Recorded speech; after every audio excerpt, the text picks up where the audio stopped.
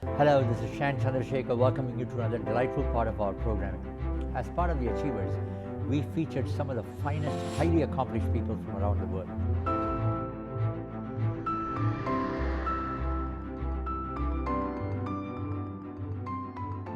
We are delighted to feature an extraordinary entrepreneur who lives in the United States, and his contribution is international, by the way. He's recognized all over the world. He's won many awards, which we will cover. He's a chairman of NCL, the new National Cricket League in the United States, but he's also the president and chief executive officer of Nextt, a great company involved in consumer goods, technology, and of course, sports management recently.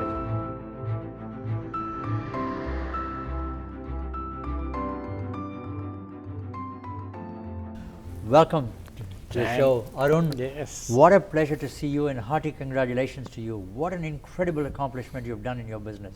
Chan, I have to say, what an honor to sit with a legend like you, walking to this room, seeing who all has sat here, walking to the corridors of your office.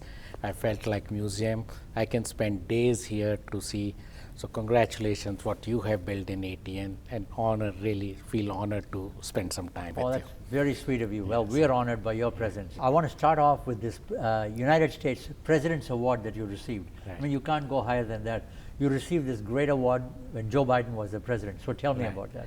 Again, like many things in my life, was total surprise. I get a call one day that you will be, President Biden has selected around 6 individuals to confer this, and makes me look very old, but a lifetime achievement award. And my biggest miss is that for me, work is religion, and because of a business travel, I could not be in White House. So then he sent his emissary to give that award, and that really is the biggest honor one could expect.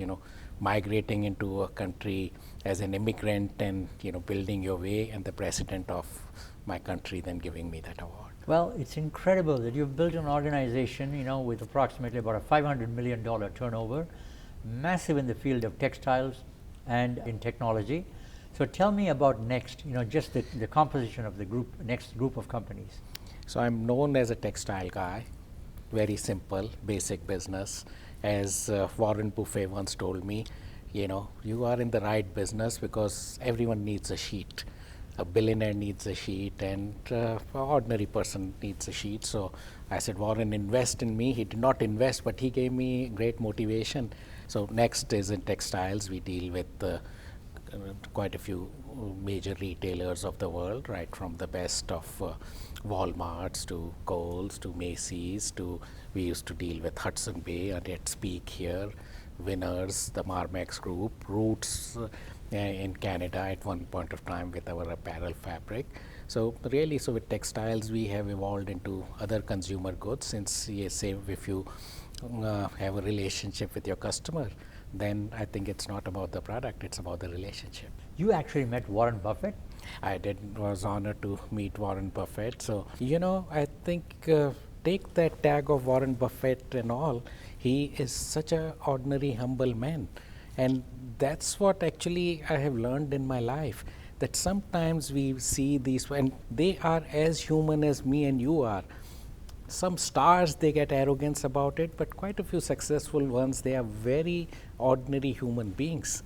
So, and that should give one a confidence that these are people who have achieved something, and, we can too. Well, you've received tremendous recognition from the governor of Texas. Yes, sir. And Dallas. Yes. So I want to say that this growth of our park system wouldn't be possible without our collaboration with the Trust for Public Land. They've been an incredible partner. So I want to say thank you to everyone who's contributed to this effort. Specifically, I want to thank our park board president, Arun Agarwal. He's been just a phenomenal leader. It blows my mind that there were people at one point who were wondering about that pick. What does he know about parks? And so well, I think we're gonna have your name on a building at some point, or some sort of park or something someday. This has been such an amazing run. Your roots are in Dallas, but you've got an office not only in Dallas, but you've got it in New York and one in India as well. Yes, sir. So you are internationally well known. You've traveled all over the world, but your focus is more in Texas. So tell me about the particular association that was in Texas, which you became the chairman, from what I understand. The governor appointed you as the chairman of the Economic Development Council of Texas. I did not seek this position. Governor became good friend, during the years of his governorship. He is one of the most successful governor. Texas is if it's a country, it's the 8th largest economy, and we are about to take over France. So and economy is on which governor takes pride, because that's the lifeline of any state, if I call it a business of Texas. So he called me, and for a minute I thought he had misdialed the number. I really did not think. I was on the board for a few years back and led by some very, very honorable business people who were part of Fortune 500 company CEOs. And I asked him, Governor, I'm honored, and are you sure of the decision? He said, no, absolutely, I've never been more sure, and that's an honor. And to work aside a leader, to talk about him, I think he's the best CEO state of Texas can have. We call him Jobs Governor now. I think in 10 years we have been rated as the best state to do business.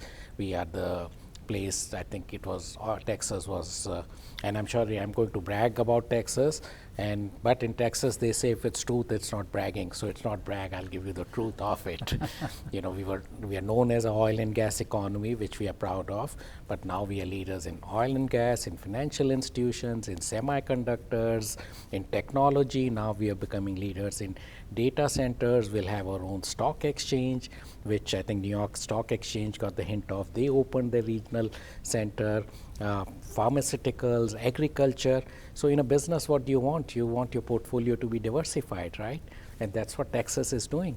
And I think, Texas is producing as many jobs as rest of the country. The Indian community in the United States is one of the highest per capita income groups in the world. Right, sir. It's a very highly literate population as well. Yes, sir. Highly educated. Over 70% are college graduates with double degrees. A major portion of NASA, IBM, Microsoft, and some of the biggest companies, Apple, all their top-notch people are all of Indian origin. Right. Under these circumstances, the Indian American Leadership Council is a very powerful body. Right.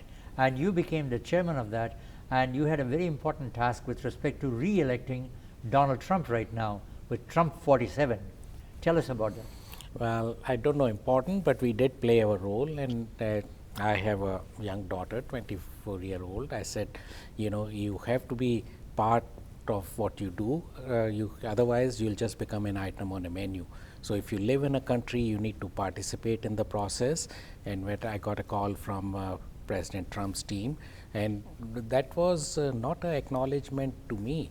Actually, there were only 5 coalitions which they created. So they saw the power of Indian American community to think that how to energize, how to use that community to bring to his campaign. So it was an honor, and because Indian community in America, mostly they have voted Democrat.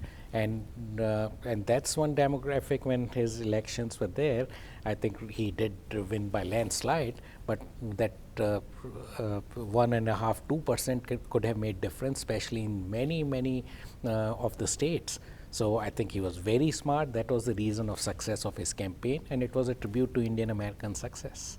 Well, you're also very familiar, people of high caliber, extraordinary politicians in the United States with high profile, such as Nikki Haley, is known to you. Right. So tell us a little bit about that.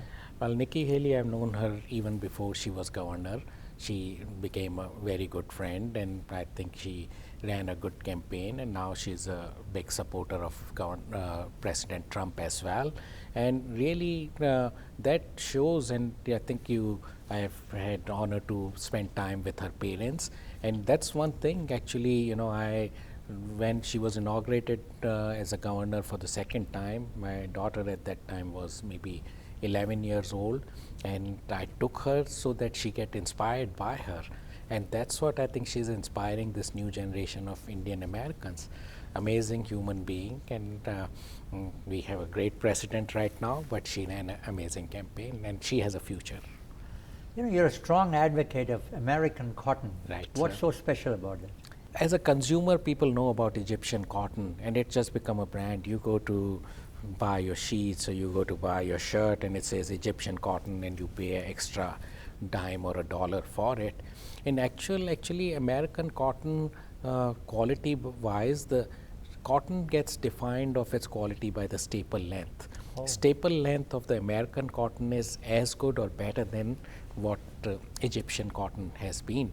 So, and again, being involved with Texas economic development, if you go to West Texas, Lubbock, that area within 100 miles of Lubbock grows 40% of cotton in the country. Wow. So it was a natural, being in textiles, how do I do my backward integration? Now, then there is a myth about that American cotton might be a little more expensive. India is one of the largest or the largest cotton grower in the world today. So there's a myth that maybe American cotton is might be expensive. But when you get the cotton, the yield you get from American cotton, that's the highest in the world out of cotton anywhere else. So even if you pay 2-3% higher, your yield and recovery is much higher. So given all that, of course, my passion, I say, people ask me when I get introduced to a crowd locally that how do you define yourself? I said I was born in India but made in Texas. So truly that's how I define. So it really is making me serve both the countries I love. You've had a tremendous success in the field of technology, real estate, and I was quite surprised in the field of defense as well. So tell me about these three fields. Shan, as I can say, I can write all this as a very story that were well planned, but my life has been, it defined, take steps and it happens. And defense came, a good friend of mine, at that time I think they were putting up one of the most advanced drone company in Texas. Now actually it has evolved into amazing. Their drones are being used in Ukraine and all that. And he, when he was introduced, he wanted to see how he can explore Indian market, defense market. And that time, again, as I said, I tell my daughter all the time, we are the luckiest people associated with the two best countries in the world, United States and India, and now I would include Canada in that, so maybe three best countries in the world. So that's where I think it became more of not that I was a defense expert, that how can I make that connectivity and network, and that's what made me get into defense. And India was looking at the new technology of the drone, so it was a service to actually the both countries. Wall Street Journal praised you so much, and you've had tremendous coverage from the Business Week, D Magazine, Home Accents Today, and Home Textiles Today. These are all high-profile magazines and publications in the United States. So tell me about this tremendous recognition that you got from the news media. These are the people who, knowing what we were doing in the business, and when we have tried to create those niches, it was an honor to get recognized by them, call us as some of the innovators in those businesses. And Home Textiles Today, that's an industry magazine, and I'm honored that every time I think they would, have a think tank kind of a need, they would really reach out to us. But even Wall Street Journals and all, these are, I grew up just admiring and reading those, so getting called and being named in some of them in a good way. And that's another lesson I learned, growing up from, they say your first boss is very important to critical your thinking in the working life. And Mr. Sonu Mirchandani, hopefully he gets to hear that. He said, just make sure what you do, if it appears on the front page of Wall Street, you're not embarrassed. And wow. So I'm so far, thank you, Mr. Sonu. Hopefully I'm making you proud. You've got an incredible academic background. You have a bachelor's degree in science. Right. You have a master's degree in business administration, MBA. And you have, on top of that, a master's in computer science as well from Southern New Hampshire University. Right. And you are also the president of the Students' Council at the university level. Right. Tell me about this tremendous academic achievements. Okay. So Shayan, I come from a business family. Education, Marwaris from Rajasthan, they are not known for their educational. You come from where people are geniuses at the education level. So that was not something which I had strived that I'll get these 2 masters or come. My first job was working for Onida, if you remember that TV Yes, in yes, India. So I yeah. was executive assistant for Sonu Mirchandani, helped create that master campaign, Owners Envy, Neighbors Pride. And I was very successful, and I was in Calcutta managing a region, a young 20-year-old kid, managing color TV, one of the best TVs, and managing one of the biggest eastern region of 7 states. That's where I met my wife now, not then. She was actually a young journalist at that time, and I can tell you funny stories all day long. So when we started dating, she being from a Bengali family, her dad was head of HR in Tata and all. She always had this aspiration that, typical, I don't want to profile, but a typical Bengali, that you should study more. I used to tell her, no, why do I need to study more? I'm doing so well, I have masters. She is actually who applied for my masters. Wow. And got she applied for my masters, and we get that I-20, which I think this network most people know. And now every day evening when I would see her, she would say, did you go for your visa? And really, I think one day during lunch break, I get to the consulate, go with my I-20 for my visa. And the visa officer looks at me and says, you can appreciate, for visa, you go with this load of documents. So I just went with my I-20. She said, where are your supporting documents? I said, ma'am, I didn't bring any. She said, and you think I'll give you a visa? I said, sorry, ma'am, I don't know. She said, I'm giving you visa this time. Next time, come better prepared. I said, oh my God, what happened? I really went there to get rejected, but Lord had some other plans. Wow. Real. So I owe that to Anu. On some of the bad days, she still tells me, if not for me, you would still be selling agarbattis. So I ask her, why agarbattis? But so I owe it to her. And then I came to New Hampshire, Boston, and being part of that president of student association. Actually, the elections were happening, and like 7, 8 of friends, they just said, oh, we are putting your name. I said, why my name? And they put my name, and within like 5, 7 days of election, I figured out, oh, I won the election.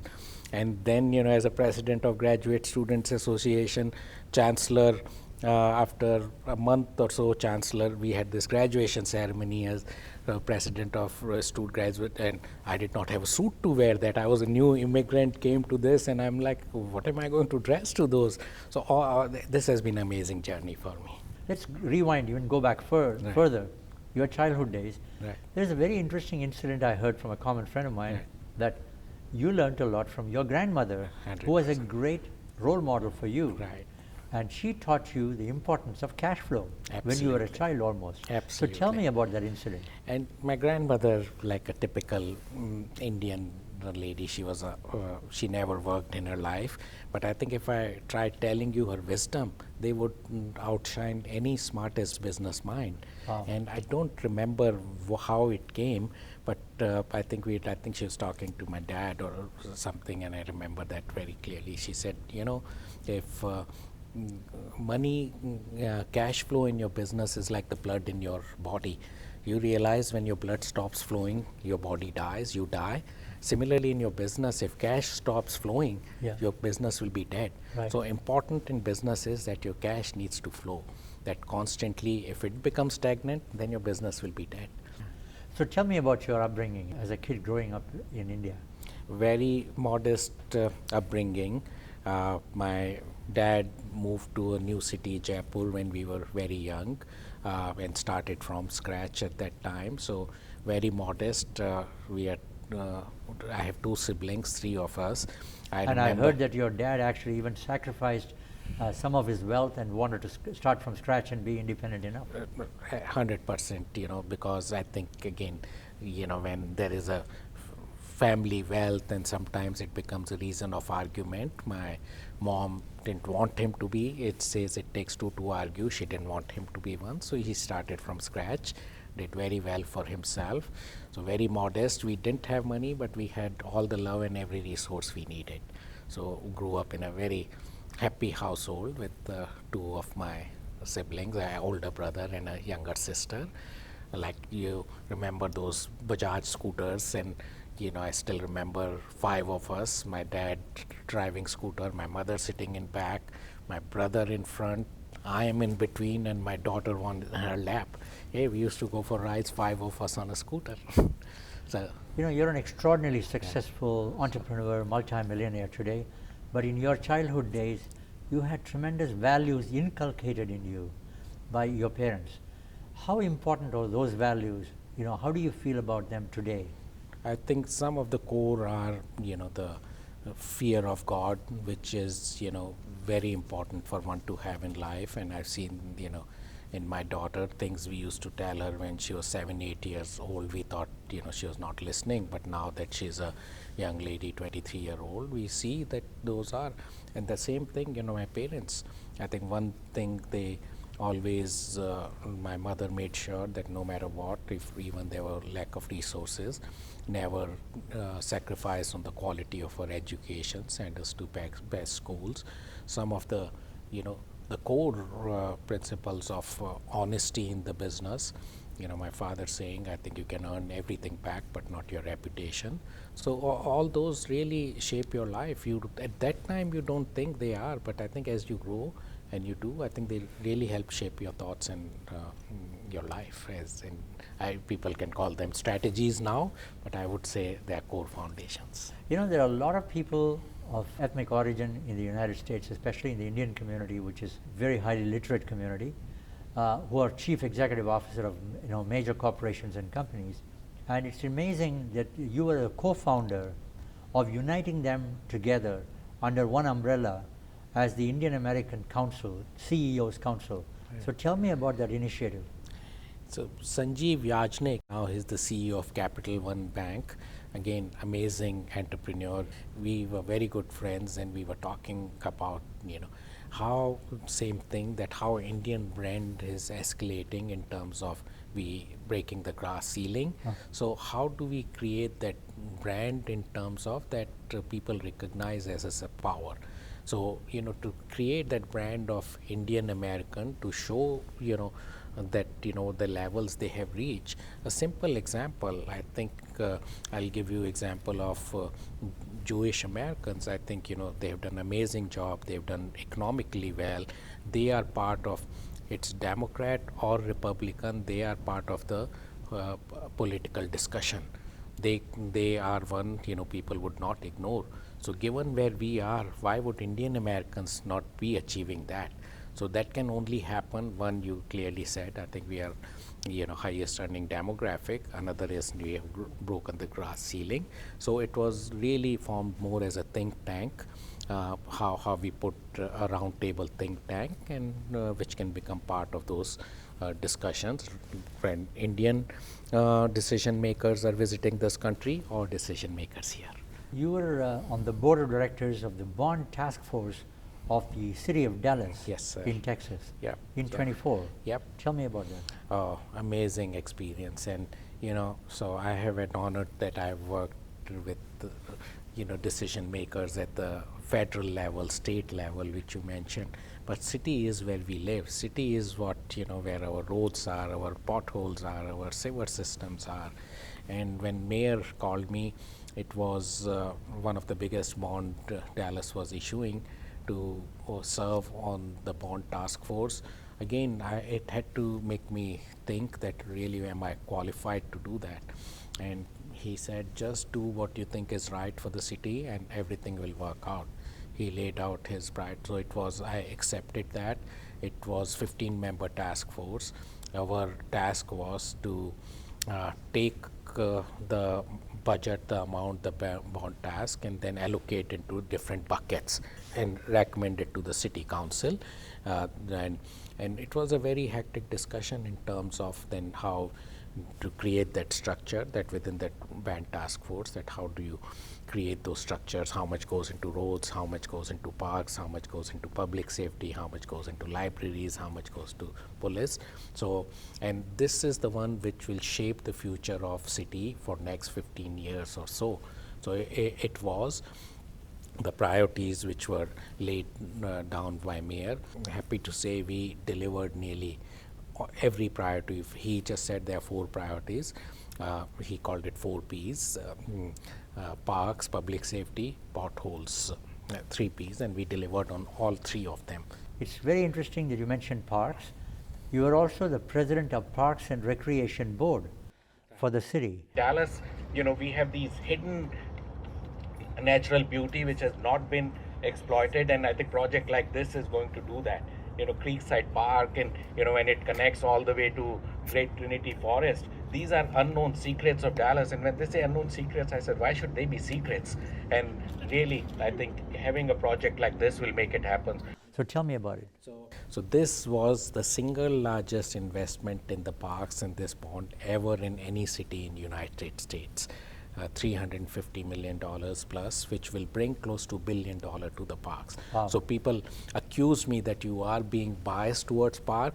I said unapologetically, yes, I'm biased towards the park, and for the right reasons. Yeah. Parks are not just some green space, they are not just an amenity, Chan, they are economic development, their quality of life. Now if I talk about our trails, they are transportation. So they provide number of things, and the world today has changed.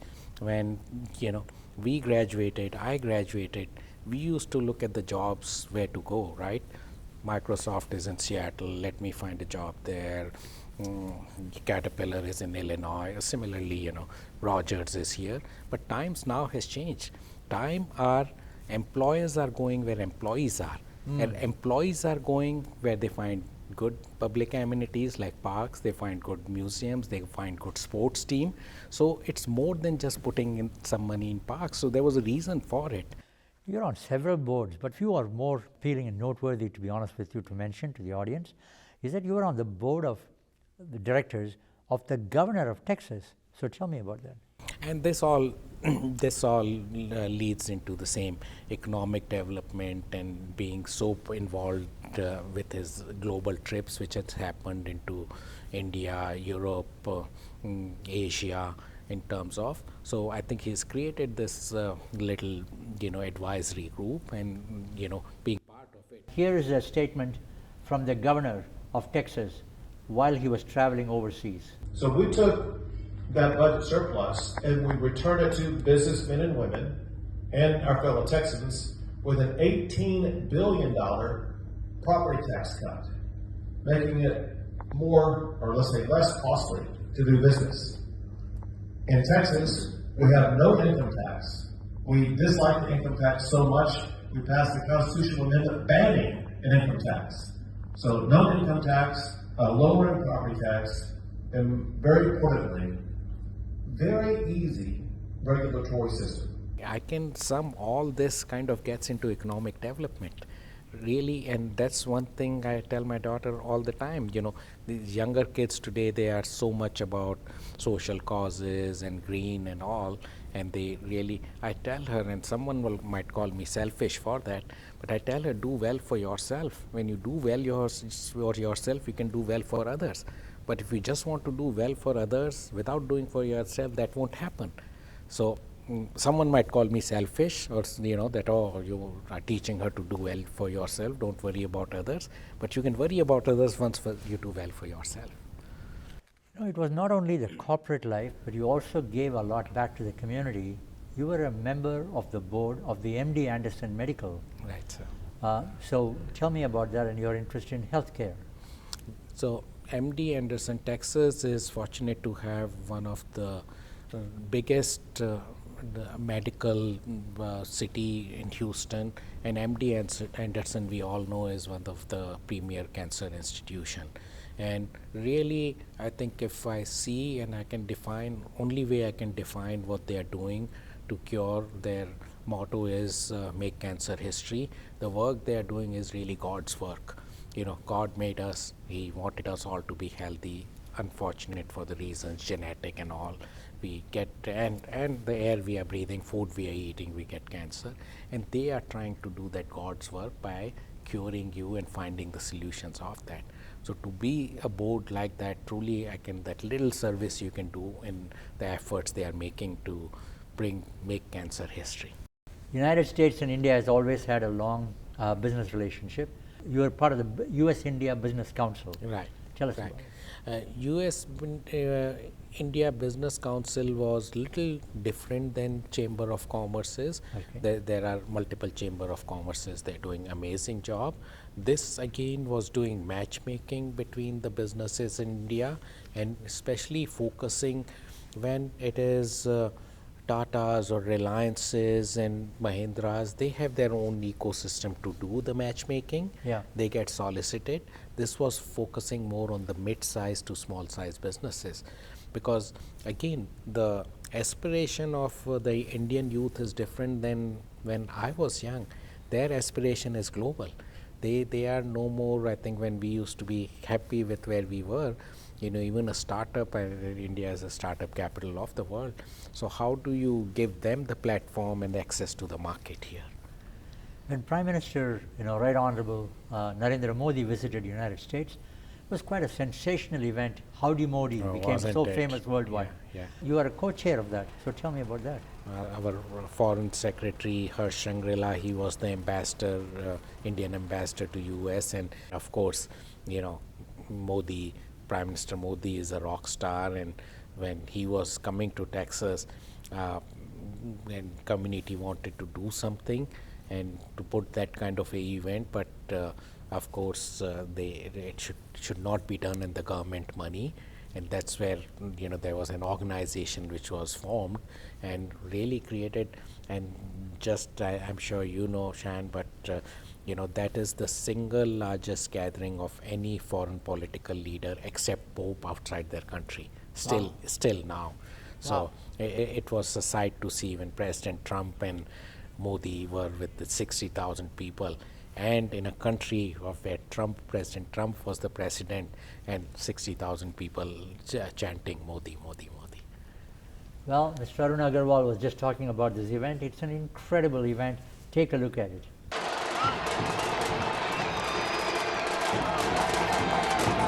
You also chaired, and you traveled actually with the governor of Texas on a trade mission to both Europe and to India, 2 different trips. Right. And you went to India twice actually. Right.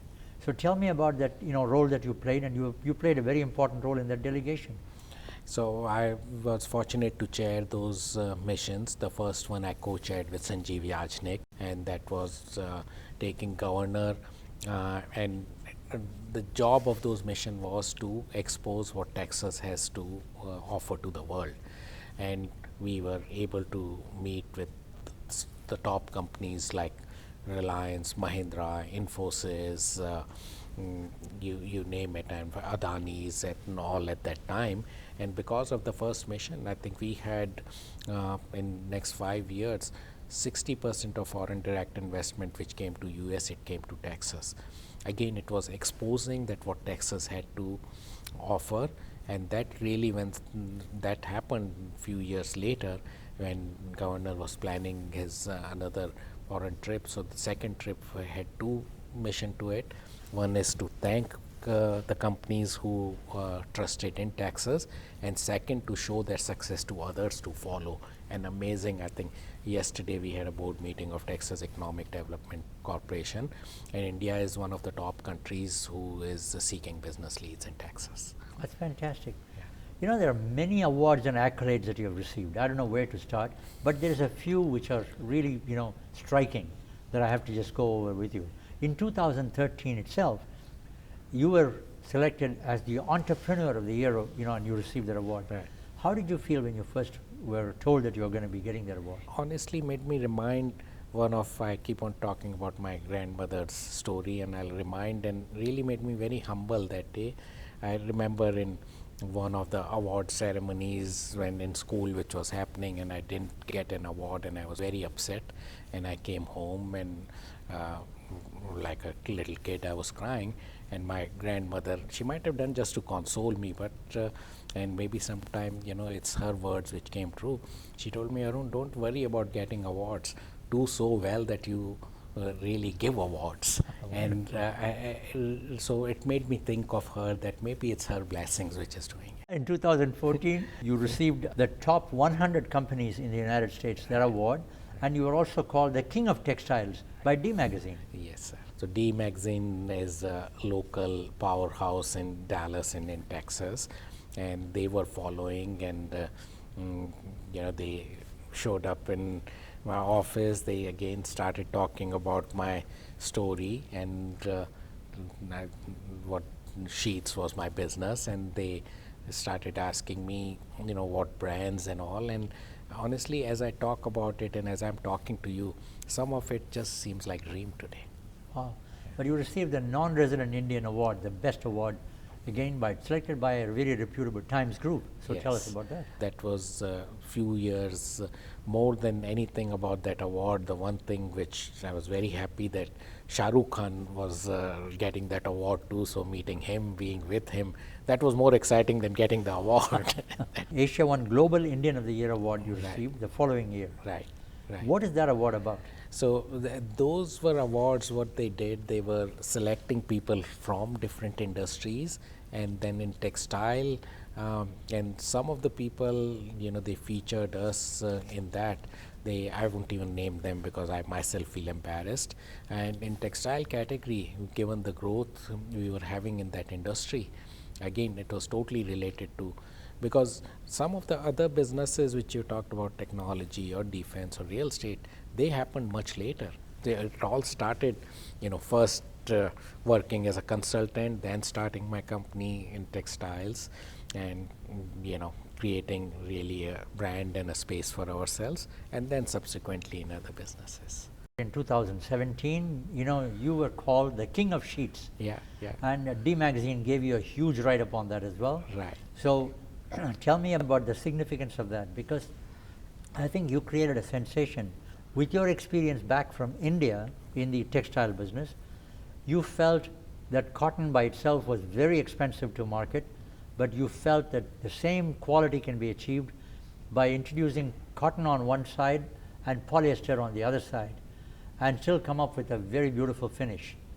So tell me about that incentive and the innovation. I'm amazed that you know so much of what I've done. I'm now scared. I hope you're not picked on my bad side. So yeah. Well, this was the year. You're well known. I mean, obviously, just so a lot of people have talked about you, and your you. success speaks for itself. Thank you. I'm really humbled. Well, this is actually the year it was question of survival. They say, mother is necessity of whatever invention, and that truly is what it was. The cotton prices that year, they went up by 300%, and really when you have customers like Walmart and you go and tell them I'm increasing your prices by 60-70%, that really becomes an impossible task. Though they are very fair to deal with, they know commodities, but at that time, if you remember, I think in India we grew up as a polyester was a rich man's fabric.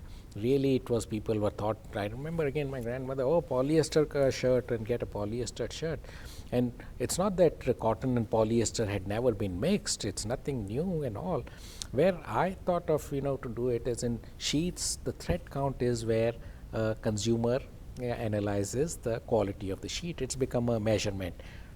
300 thread count, 400 thread count. So that's where the innovation came, that why can't we create a cotton and polyester combination where we can count the threads. If I'm putting 500 threads, you have to count those, right? That's the legal description, and I have to adhere to that. So that's where innovation, that if we could do it in apparel fabrics and all, let's try with some yarn, which in polyester and cotton together. In cotton, there's only so much you can measure. But the polyester yarns are much thinner, so if I can put them together, I can have a high thread count sheet, and that really has become aspirational luxury. And truly a fabric which is loaded with features, it has quality, it has high thread count. Now it's one of the biggest promotional vehicle in the sheets industry. One thing I admire in all your business strategies that you've done, you've also really involved community service wherever possible. Right. You have to build a very strong foundation before you build your roof and your doors and windows and everything else. You've followed that very carefully. I notice in your cricket, like for instance, community partnership. You talked about domestic violence, prevention of that. Veterans Nights, you wanted to keep. And you even talked about sustainability. Yeah. So tell me about this really socially responsible concepts incorporated into your sports.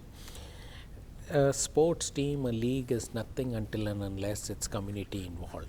People think, these are some rich people own some teams and they stay, but I think it's the community's game, and that's where we made sure every day some or other community event was involved when our games were happening. You named it in terms of sustainability evening, public safety, Veterans Night, Voice Against Domestic Violence, and all, recognizing all our associations, the cricket playing associations, doing embassy night of all the embassy. So that's where I think when community gets involved, that's where magic happens. And sustainability wise, I'm an older generation, we have not paid much attention to it. I have a 22-year-old daughter. They truly believe in that. I think they believe in the environment. They believe in, and we thought that was the right thing to do. We grew up in India. Sustainability and recycling was part of our ecosystem. We didn't throw anything. So how do we? And it's good business too, because why not bring that to the game of cricket? So rather than, when everyone is putting a 4 or 6, rather than giving some coupons for the chicken, I think we were planting trees. So that's what's the right thing, and really that brings the younger generation into the game if we follow what they like doing. You knew exactly, as a very well-educated businessman, how to do business and how not to do business. You learnt both. Alok Industries was a classic example. Right. Wonderful company, and you were really helpful. You helped them develop as well. But where at a certain point you decided it's time for you to branch out and create a separate identity in the United States. Right, sir. Tell me about that transition process. I can never be more thankful to Alok Industries. They gave me the base for what happened in textiles. But in everyone's life, when there comes a transition, still we have hand-in-hand working relationships, but legally we are separate entities. And it really made sense as the transitions were happening, and we were also becoming a certain size, that how do we remain partners and work with each other, but create those separate identities, because organizations, they can go through their own turbulences and all. If it happens, I think both are, managing their own turbulences, and we can support each other during those times. So it was a natural evolution. Really, both the companies were part of the decision, and I'm glad we did it. And that way now, I would say that we are part of two very big organizations, one which we own, another one which we call our partners. You supplied textiles to some of the biggest retailers in the world, I would say, especially in North America. That includes Belk, Walmart, Neiman Marcus, JCPenney, Dillard's, Costco, Bloomingdale's. My God, it keeps on going. Tell me about the incredible inroad that you were able to make with them. I think two of the biggest customers, Walmart and Costco, they were cold calls. I think, isn't that there a Amitabh Bachchan dialogue that if you want hard enough, or I can't say it in Urdu, but you want it hard enough, it comes to you. One thing I always we did, that we never went with a product, we went with a solution. So sheets is a commodity, but still, trust me, there's a lot of technology in it. So we went with a solution, and really I wish I can write a book and tell you how to do it. Now let's come to the exciting future. Sure. You've again created sensation in creating the National Cricket League.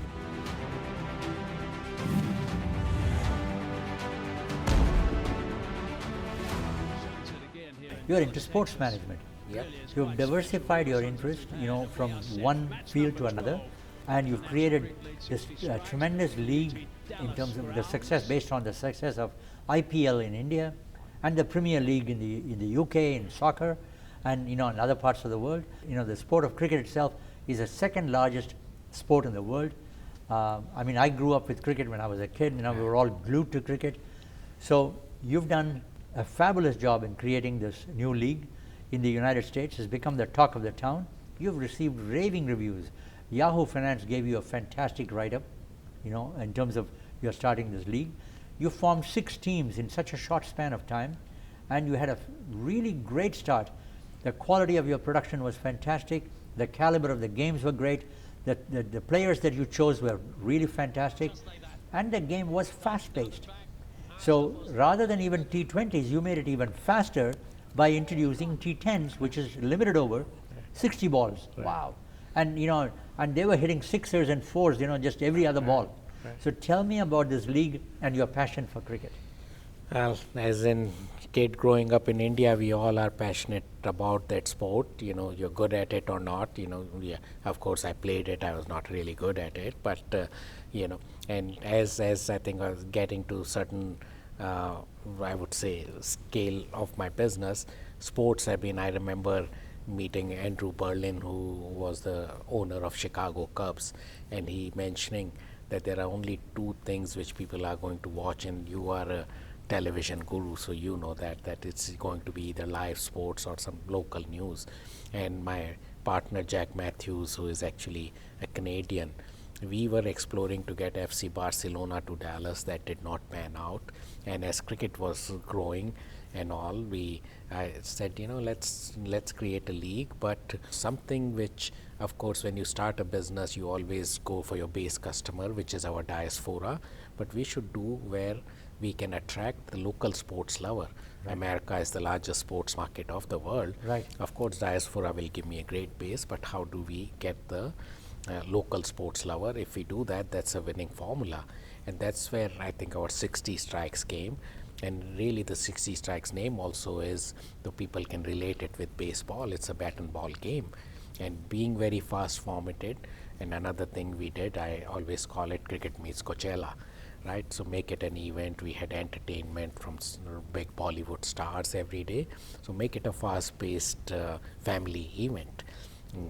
My wife, if she doesn't like cricket, still she'll go to see me cussing, even so it's for 30 minutes and all. And that's what happened. And really, and then Sachin Tendulkar coming into our ownership group, that really changed the equation. These are such exciting times for cricket in the US.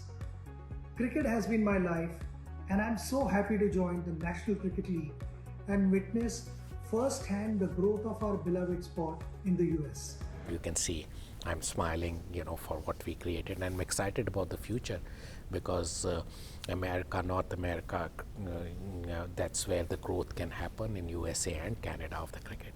That's wonderful. Our hearty congratulations to you. Thank you. From what I understand now, you've made a great acquisition now, and you've acquired the GT20 league as well, yes, in sir. Canada. Yes, sir. So tell us about this great accomplishment. Yeah, you have been, you know, one of the early adopters of bringing cricket to this country. You ATN showed World Cup and all those, and you still have. I was walking through your archives, man. I was like, can I take this Sachin Tendulkar's reel, and can I take this Gavaskar's reel? So you know how close cricket is here, and the diaspora here is so crazy about the cricket. And this opportunity came up. I was not seeking it. It came up, and we really thought, you know, we can make a difference by elevating the level of that cricket in this country, not only by, you know, putting the sport, but how do we grow the game to the grassroots. So we are going to announce very soon some really, really strong plans about the grassroots growth of the cricket. Very excited. GT20 is incredible brand. It had some challenges, but we have a legacy which we can build on and overcome some of the shortcomings they had. Arun just spoke about this incredible NCL, National Cricket League in the United States. Here is Arun on location. This is more than cricket, Mike. This is cricket for good. It's a cricket where community is involved. It's a cricket format where American sports lovers love it. It's very interesting that you've decided to stick to the T20 format in Canada, but you'd go with the T10 format like in the United States market, because it's a very interesting correlation between baseball and cricket. Right. And the ball game. And I like the way you called it the bat and ball, you know. Right. So tell me about this plan for Canada specifically. because the Canadian winter is so long, Right. and the window for cricket is only a very limited time, Right. summertime. Western Canada is a little better Sure. than out here in Ontario. Right. So what are your plans? How do you hope to resolve this issue? Well, we have, first of all, I think, you're very right. It's a short season where you can play, where I think, Greater Toronto area is one of the biggest markets of cricket. Of course, we can't ignore Vancouver, the western part of the country, or Montreal. And given that short season, I think we are drawing up our plan for the next season as we talk, and we'll announce very soon. But eventually, I think we won't do justice to the game if we don't help build infrastructure, which is all across the country. And that's where Cricket Canada is really motivated to do that, and hopefully will come in as a great partner to help them build that infrastructure across Canada. So to make the season longer, as you said, in Western Vancouver, we can have a longer season, but for that we need to invest in infrastructure. Arun, convey my regards to your family. God bless you, and we want to wish you all the best in every endeavor that you undertake. Whatever little we can do, you've got the great wheel in motion. We'll try to add a little oil to your wheel with respect to your cricket ventures here in Canada. Whatever best we can do, we'll try to help you out. And again, I wish you all the best, and great to have you on the show. We'd love to have you back very, very soon. Absolutely, Shane. It's an honor, honestly, to share the room and next to you on the chair, which I know I've been seeing in your corridors who all sat here. So such an honor, and I thank you, sir. Well, such a pleasure having you, and such an honor having you as well. Welcome back, by the way. Come back with your family the next time. I would absolutely do that.